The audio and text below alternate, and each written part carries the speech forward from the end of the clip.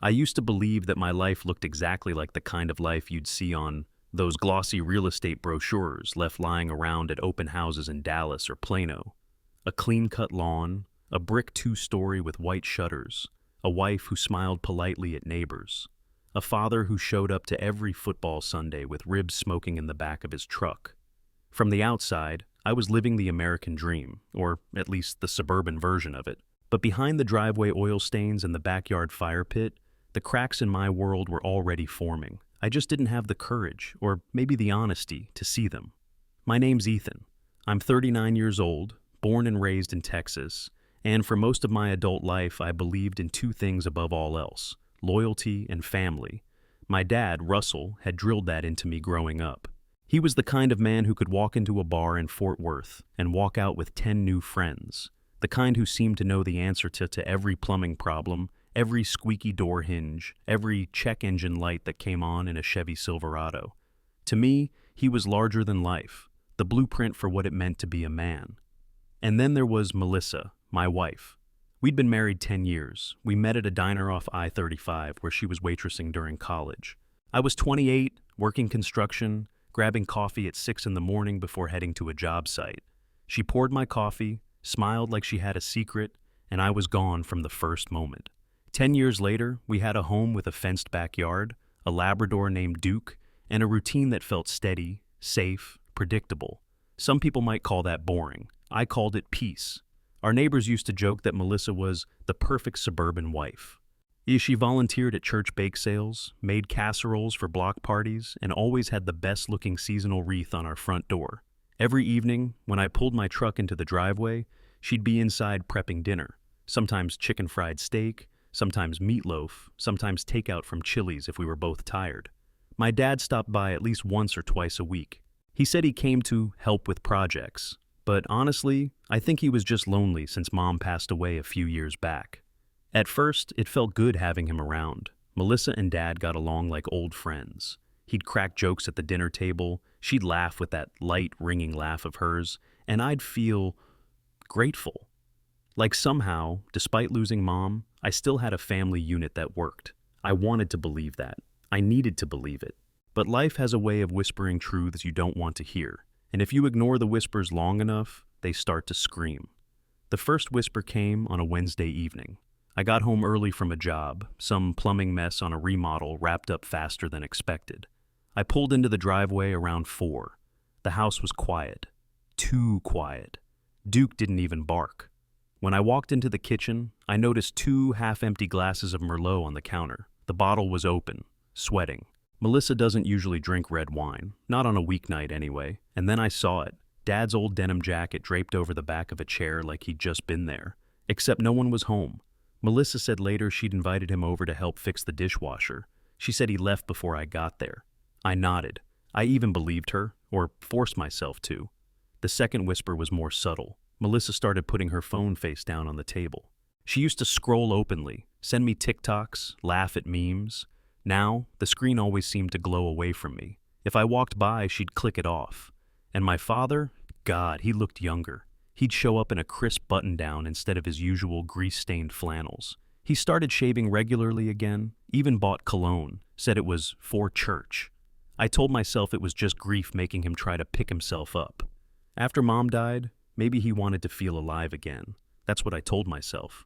But the unease grew heavier, like Texas humidity before a storm.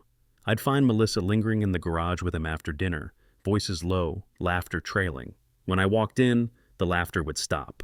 They'd both look at me a beat too long, like actors caught off script. "We were just talking about Duke's vet bills," Melissa would say. "Your dad was just telling me about his lawnmower," she'd add. Normal conversations, but their eyes carried something unspoken. Still, I pushed it down. That's what men like me are trained to do. We swallow doubt the way we swallow beer, quickly, before it warms. I told myself I was overthinking. I told myself my wife loved me, my father respected me, and suspicion was just weakness. But at night, lying in bed beside her while she scrolled silently with the glow of her phone lighting her face, I'd feel my chest tighten.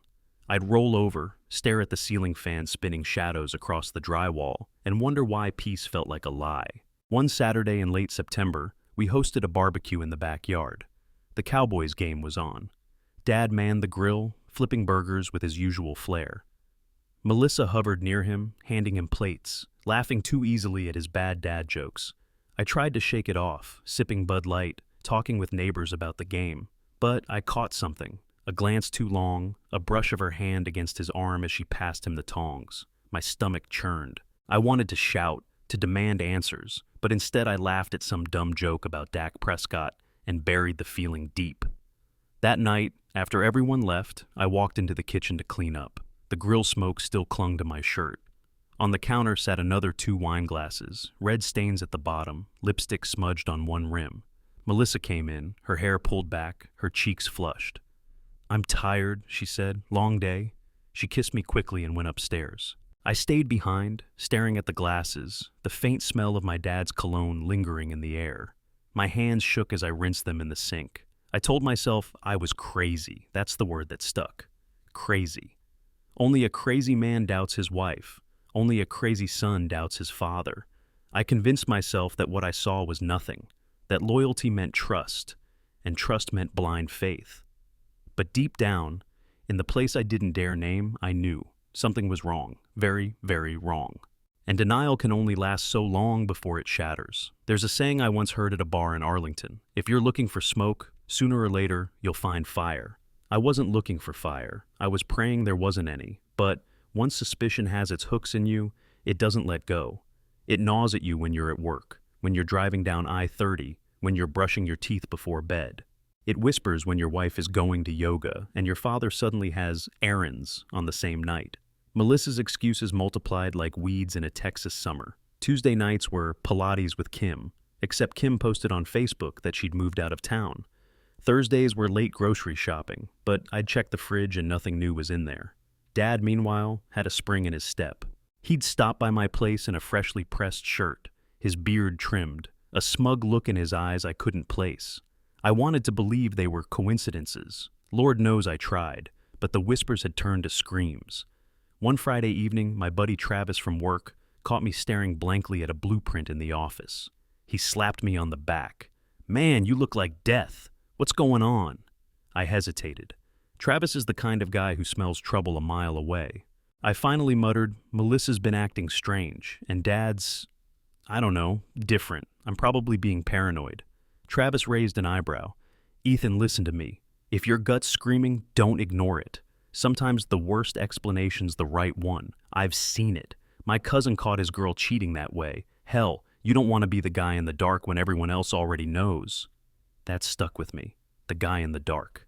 That night, instead of heading home, I stopped by Best Buy and bought one of those discreet little Wi-Fi cameras. I told myself it was for security, but I knew the truth. I set it up in the living room, disguised in a shelf of picture frames.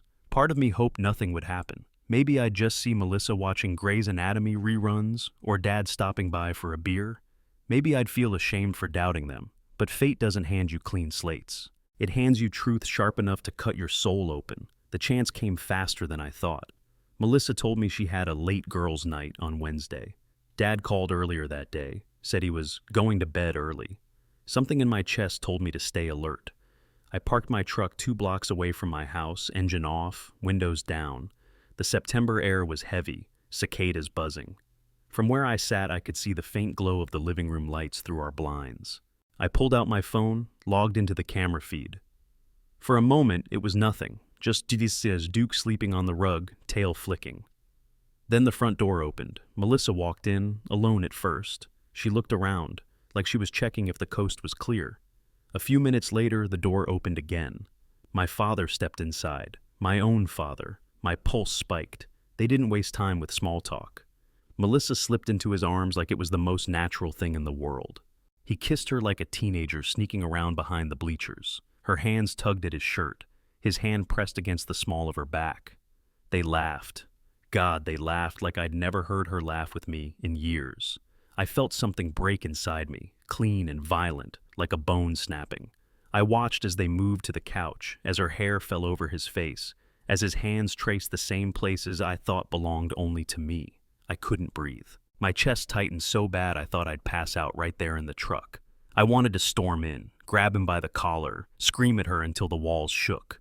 But I couldn't move. I was paralyzed by the weight of what I was seeing. This wasn't some stranger. This wasn't some nameless affair. This was my wife. This was my father. Every beer shared in the garage, every Sunday barbecue, every laugh at the dinner table replayed in my mind. Poison now. I realized the inside jokes they shared weren't innocent. The lingering touches weren't accidents. I'd been living in a play, the fool in the center while they whispered behind the curtain. Tears blurred my vision, hot and humiliating. My hands gripped at the steering wheel until my knuckles went white. I wanted to hit something, drive through a wall, burn the whole damn house down. Instead, I just sat there, frozen, forced to watch the life I thought I had unravel in front of me. After what felt like hours, I couldn't take it anymore. I shut off the feed, shoved the phone face down on the seat, and started the truck. The roar of the engine startled me, loud in the quiet neighborhood. I drove aimlessly, through dark back roads and empty highways, past gas stations glowing like beacons. I pulled over at a rest stop, stumbled out, and retched into the gravel. The taste of betrayal is acid. I leaned against the truck, staring up at the stars, my breath ragged. I thought about calling Travis. I thought about calling the police, a lawyer, anyone. Instead, I just stood there, listening to the crickets, the hum of an 18-wheeler barreling down the interstate. When I finally dragged myself back home, the lights were off. Duke barked softly from inside. I didn't confront them that night. I didn't have the strength. I went upstairs, lay down in the guest room, and stared at the ceiling until the sun crept in. In those long, sleepless hours, one truth circled my brain like a vulture. Betrayal by a spouse cuts deep, but betrayal by your own blood, that shatters something you can never repair. The morning after I saw the unthinkable, the house felt like a crime scene. Not because of police tape or flashing lights, but because every object seemed to be holding its breath. The coffee maker hissed like it resented me. The pictures on the wall, wedding day at the courthouse, Dad holding Duke as a goofy puppy, stared down like evidence exhibits. I showered in silence, shaved slow so my hands would stop shaking, and printed the screenshots I'd pulled from the camera feed. 4 images. 4 angles. 4 confirmations that the life I'd sworn was solid had rotted from the inside. Melissa was in the kitchen when I came down, wearing one of those soft gray sweatshirts she liked, hair up in a messy bun, the picture of domestic normal. She was sliding pancakes onto a plate, humming to a country song on the radio. "Morning," she said, like we were any married couple on any calm Saturday. "Want coffee?" I laid the photos on the kitchen island like cards in a losing hand. Her humming stopped. The spatula froze midair. It clattered to the stovetop a second later. She didn't touch the pictures right away. She just stared at them. And in that stillness, I saw something break behind her eyes. Shock, fear, calculation, all flickering by like channels on a TV. "Ethan, what is this?" I didn't recognize my own voice when it came out. Lower, raw. "It's what you did, with my father, in our home." She reached for the photos then, hands trembling, but not to deny them. More like she hoped they'd evaporate if she held them long enough. "I can explain," she whispered, and I laughed. It was an ugly sound, bitter enough to curdle the air. "Explain how long?" I asked. "Or explain why? Or explain why his coat keeps showing up on our chair and why your phone's always face down? Which explanation do you want to start with?" Her face crumpled. "It wasn't planned," she said, voice cracking. "It just happened." That phrase, "just happened," hit me like a slap. You don't just happen into an affair. You make 1,000 choices that lead you there. You look me in the eye every night and choose to keep walking out the door. Footsteps sounded behind me, measured and familiar as a ticking clock. My father walked in wearing a pressed blue shirt that suddenly looked like a disguise. He stopped dead when he saw the photos. For a heartbeat, nobody breathed. "Son," he started, and the word ricocheted inside me like shrapnel. "Ethan, listen." "No," I said, calm in a way that felt terrifying. "You don't get to call me son today." He swallowed, Adam's apple bobbing, old hands flexing at his sides like he wanted a wrench he could fix this with. "I was lonely after your mother passed," he said, the well-worn plea of a man who'd rehearsed it in his mind. "I'm not making excuses. You're doing exactly that," I snapped. "You taught me loyalty, Dad. You stood in front of a church and said the word family like it meant something. And then you found the one person in the world who could hurt me most and you went there." Silence.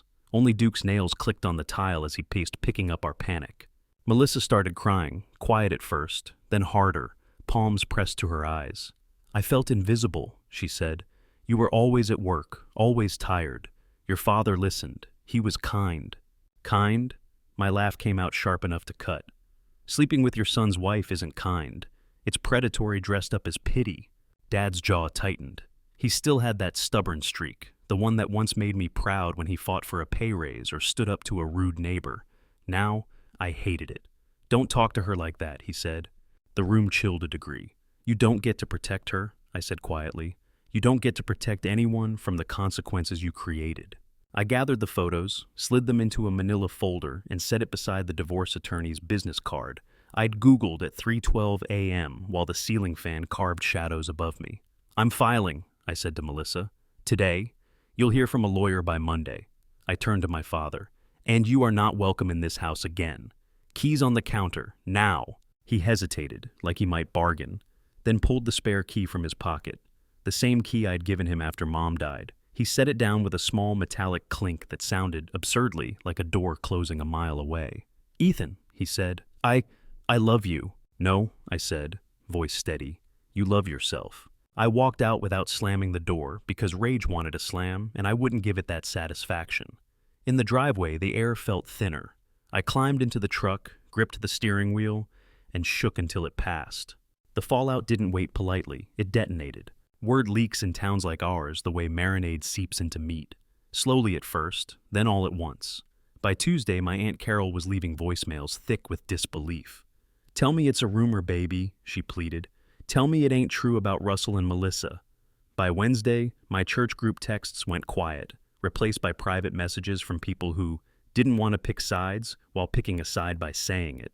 On Thursday, the Lowe's cashier I'd known for years asked carefully, You hanging in there, bud? And I realized it had reached even strangers' small talk. The legal machinery spun up like a cold engine. My attorney, a calm man in a darker suit than I could ever imagine owning, slid a clipboard across his desk. No kids, a few shared assets, the house, the dog, he summarized. We'll push for the house. Any evidence of misconduct will help your settlement negotiations. I placed the manila folder on the table and tried not to throw up. Outside the courthouse, the Texas sun felt mean. Melissa met me once in a mediator's office, hair neat, hands folded, eyes rimmed in red. She asked if we could be civil, like we were planning a block party. I stared at the little bowl of peppermint candies on the conference table and said, I'll be fair, I won't be your friend. We agreed on alternating weeks for Duke, while my attorney whispered that I could likely get full custody of a dog. I chose decency, even when it left splinters in my palms. Thanksgiving imploded before the leaves finished turning. Aunt Carol canceled dinner at her place because it's just too much right now. My cousin sent a group text that said, love y'all and nothing else, like love could mop a floor this filthy. I spent the holiday in a diner off Route 37, eating turkey that tasted like cardboard and watching a couple argue quietly in a corner booth about cranberry sauce. I almost envied them. Their betrayal looked manageable, something that could be solved by driving home separately and sleeping it off. At work, I turned into a ghost wearing a tool belt. I'd stare at a water heater and forget why I was there. My boss, Rick, called me into his office, a cramped space smelling like coffee and PVC glue. Take a week, he said. You're here, but you ain't here. I nodded and took the time, which only gave me more hours to wander a house that had become a museum of things I couldn't keep. Nights were the worst. The brain is a projector that screens your lowest moments on a loop, whether you bought a ticket or not. I tried bourbon. It made the images blur, not disappear. I tried running at dawn. My lungs burned, but the ache in my chest stayed. I tried anger, the hot, righteous kind that lets you feel powerful for 5 delicious minutes before it turns to ash.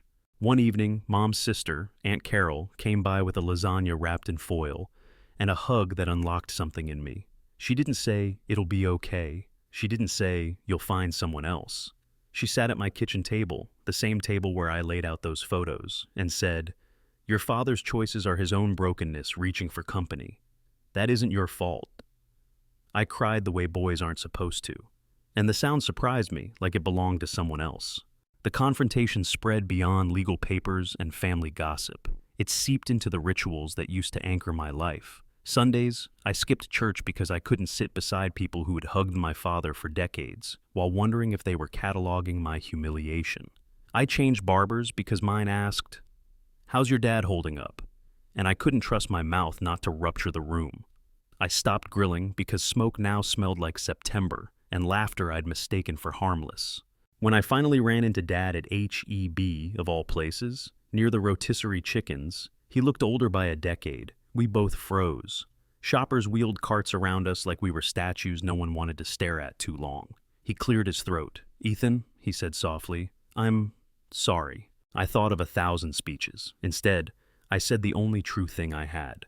You're my father," I said, "and there's a part of me that will always love you because of that. But there's a larger part that doesn't know you anymore. Please don't contact me." His eyes watered. He nodded. We stepped around each other like strangers. The house emptied room by room, her decorative pillows in a box, her winter coats gone from the hall closet, the framed wedding photo replaced by a blank spot where sunlight made a pale square on the wall. I stacked my life into containers and learned the geography of loss. The heaviest box is always the one with memories you can't throw out but can't display. Confrontation ended the way most explosions do, not with a second blast, but with a settling of dust that reveals what's left. Fallout is quieter than rage. It's paperwork at a county office. It's a new set of keys that don't open your father's house anymore. It's Duke asleep at the foot of the bed on my week, his snoring the only sound that doesn't make me flinch. People say the truth sets you free, and maybe that's correct in a courtroom. In a kitchen where you lay out photographs of your wife with your father, the truth doesn't free you, it detonates you. Freedom, if it's coming, isn't in the blast. It's in what you build after the smoke clears. And I wasn't there yet.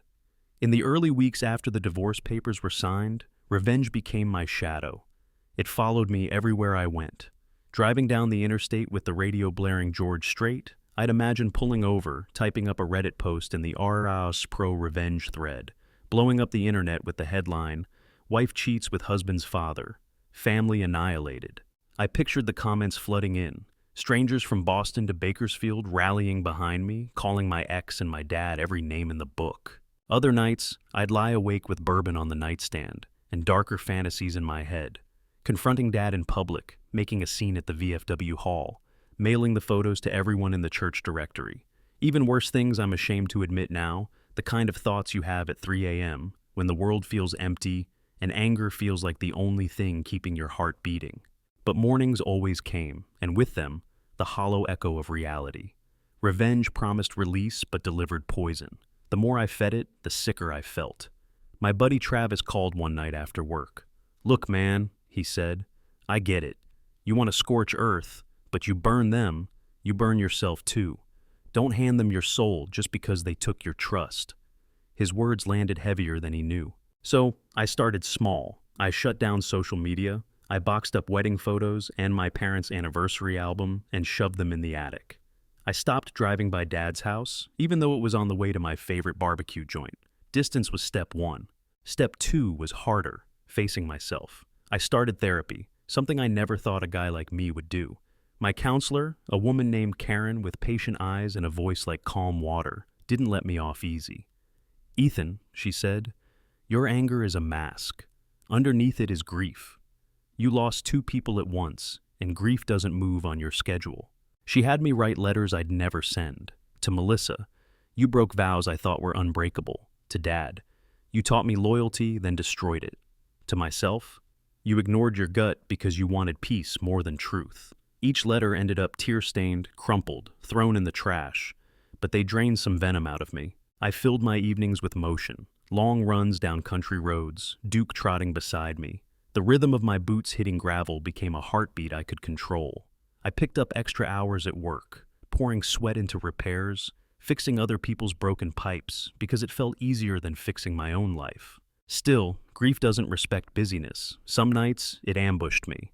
Once I walked into Walmart and caught sight of Melissa's favorite brand of coffee. My throat closed. Another time, I caught a whiff of my dad's cologne on a stranger and had to walk outside before I lost it in the aisles. Healing wasn't linear. It zigzagged, backtracked, sucker punched me when I least expected it. But slowly, something shifted. I joined a pickup basketball league at the YMCA. The first night, I was rusty, airballing shots I'd nailed in high school, but the guys clapped my back, joked around, pulled me back into a rhythm that wasn't about betrayal. It was about being part of a team. After a game, one of them said, "Grab a beer?" and for the first time in months, I said yes without hesitation. I started cooking again, not just microwaving frozen meals. Steak on the cast iron skillet, fajitas sizzling with peppers and onions. Duke wagged his tail at the smells, his eyes reminding me I still had one loyal soul under my roof. One Saturday, I took a drive with no destination. Windows down, country music loud enough to rattle the mirrors. Somewhere outside Weatherford, I pulled over at a rest stop and just sat there, watching the sun bleed orange across the sky. And it hit me. They took my past, but they didn't own my future. That night, I wrote in a journal, something Karen had nudged me to do. Betrayal shattered me, I wrote, but maybe shattering isn't the end. Maybe it's the beginning of building something new. I didn't forgive Melissa. Not then, not now. Forgiveness isn't a switch you flip, and some wounds scar too deep. But I stopped checking her social media, stopped replaying our last fight, stopped imagining her with my father every time silence fell.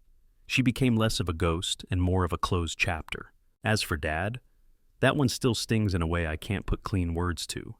Blood ties don't dissolve, but trust does. I don't know if I'll ever sit across from him again, share a beer in the garage, or watch a Cowboys game side by side. But I know this. His choices are his, and I refuse to let them chain me forever.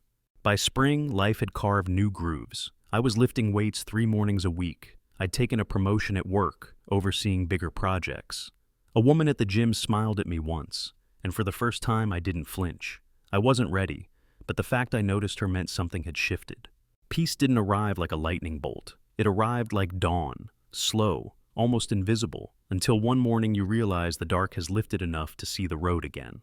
Sometimes, late at night, I sit on the porch with a beer, Duke snoring at my feet, cicadas buzzing in the trees. I think about revenge stories, about how they always end with someone getting the last word. But life isn't a Reddit thread. Revenge doesn't seal the wound, it just reopens it every time you tell it. So here's my ending. I chose peace over revenge, not because they deserved it, but because I did. If you've been betrayed, by blood or by love, don't let their choices define your life. Don't hand them your future just because they poisoned your past. Walk away, even if you limp. Rebuild, even if your hands shake. Find peace, even if it takes everything in you. Because one day, you'll wake up, and the betrayal that once shattered you will just be part of the story you tell, not the story that owns you. And on that day, when you climb into your truck at dawn and drive down an open Texas highway with the windows down, you'll realize something I finally understand. Losing them wasn't the end. It was the beginning of finding myself.